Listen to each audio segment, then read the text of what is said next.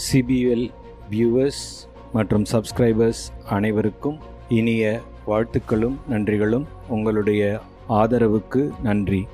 இந்த நாள் இனிய நாளாக அமைய இனிய வாழ்த்துக்கள். இந்த வாரம் நாம் சிந்திக்க இருக்கும் தலைப்பு கோபத்தினால் வரும் நன்மைகள், பெனிஃபிட்ஸ் ஆஃப் ஆங்கர். கோபம் மனிதர்களுக்கிடையே தோன்றும் கடுமையான ஒரு உணர்ச்சி.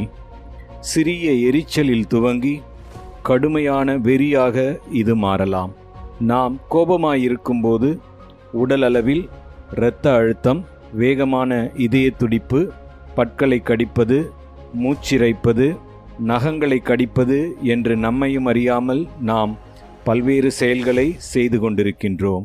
கோபம் ஏற்படுவதற்கு குறிப்பிட்ட செயலை செய்ய முடியவில்லை எனும் இயலாமையும், நம்மை யாரும் மதிக்கவில்லையே, நாம் சொல்வதை யாரும் கேட்க மாட்டேன்கிறார்களே எனும் ஆற்றாமையும் பழிவாங்கும் எண்ணமும் தான் காரணங்களாக அமைகின்றன.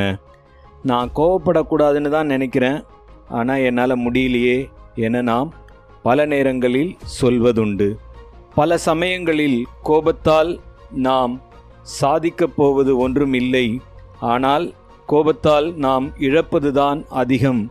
ஆதலால் கோபத்திற்கான காரணங்களை தெரிந்து கொண்டு அதை நன்மையாக மாற்ற முயற்சிப்போம். நமது வாழ்வில் கோபத்திற்கான உளவியல் காரணங்கள் நம்முடைய முன்சார்பு எண்ணங்களை கொண்டு நமக்குள் தீவிரமான வெறுப்பு இருப்பதால் கோபம் உருவாகிறது. தவறான புரிதல் கோபத்திற்கு வழிவகுக்கிறது. நமது சுயமரியாதையை, செல்ஃப் இமேஜை யாராவது கெடுக்கும் போதும், நாம் அவமதிக்கப்படும் போதும் கோபம் வரலாம். நமது பக்க நியாயத்தை வெளிப்படுத்த முயற்சி செய்யும் போதும், பிரச்சனையில் சம்பந்தப்பட்டவர்கள் கேட்காத போதும் நமக்கு கோபம் வரலாம். கோபத்திற்கான உடல் ரீதியான காரணங்கள், ஹார்மோன் மாற்றங்கள், அட்ரினலின் மற்றும் கார்டிசோல் போன்ற ஹார்மோன்கள் அதிகமாகி இரத்த அழுத்தம், இதய துடிப்பு மற்றும் பதற்றம் ஆகியவற்றால் கோபம் வரலாம். உடல் நலமின்மையால் அதை ஏற்றுக்கொள்ள முடியாமல் நமக்கு கோபம் வரலாம். சமூக ரீதியான காரணங்கள், வேலை பளுவின் காரணமாக நமக்கு கோபம் வரலாம். நமது உறவுகளாலும் நட்புகளாலும் வரும் பிரச்சனைகளால் நமக்கு கோபம் வரலாம். நமது நிர்வாகமின்மையால் நமக்கு கோபம் வரலாம். கோபத்தை நினைத்து குற்ற உணர்ச்சி தேவையில்லை. கோபம் என்பது இயல்பான ஒரு உணர்வு.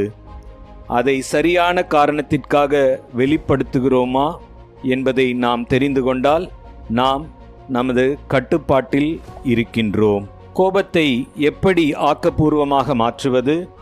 நம்மை சுற்றி நம்மை சார்ந்து வாழும் யாருக்கும் எந்த பாதிப்பும் இல்லாமல் எப்படி கோபத்தை கையாள்வது, அதை நமது நன்மைகளாக எப்படி மாற்றிக்கொள்வது என்பதை பார்ப்போம். கோபத்தினால் நமக்குள் விளையும் நன்மைகள். கோபம் மனித வாழ்வை மேம்படுத்துகிறது. நாம் நம்மையே பாதுகாத்து கொள்ளவும், குறிப்பாக எதிரிகளிடமிருந்தும் பகைவர்களிடமிருந்தும் அல்லது நாம் தாக்கப்படும் போதும் நமது கவனம் கூர்மையாகி எதிர்த்து போராட பாதுகாத்து கொள்ளவும், விரைவாகவும் முழு ஆற்றலோடும் செயல்பட நம்மை கோபம் தூண்டுகிறது. கோபம் நமக்கு கட்டுப்பாட்டு உணர்வை தருகிறது. கோபம் பிரச்சனைகளை, சவால்களை எதிர்கொண்டு தீர்க்க வழி செய்கிறது. கோபம் நமக்கு தன்னம்பிக்கையை அதிகமாக்குகிறது. கோபம் நமது மதிப்பீடுகளையும் நம்பிக்கையையும் பாதுகாக்கிறது.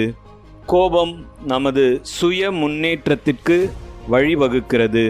கோபம் நம்மை பொறுப்புள்ளவர்களாக, ரெஸ்பான்சிபிள் ஆக மாற்றுகிறது.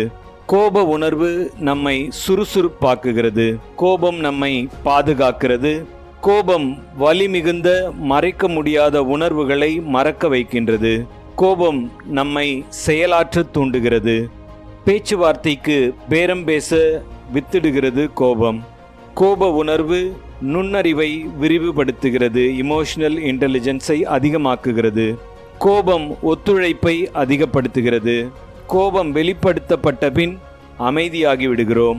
கோபம் அநீதியை உணர வைத்து நீதியின்பால் நம்மை அழைத்துச் செல்கிறது. ஆகவே கோபத்தினால் வரும் நன்மைகளை உணர்ந்து நமது இயலாமையையும் முன்சார்பு விருப்பு வெறுப்புகளை ஒதுக்கி எந்த ஒரு குற்ற உணர்வுக்கும் ஆளாகாமல் கோபத்தை தேவையான இடத்தில் யாரிடம் காட்ட வேண்டுமோ அங்கே வெளிப்படுத்தி யாரையும் பாதிப்புக்குள்ளாக்காமல் மகிழ்வுடனும் நிறைவுடனும் சிறப்பாக வாழ்வோம். நன்றி.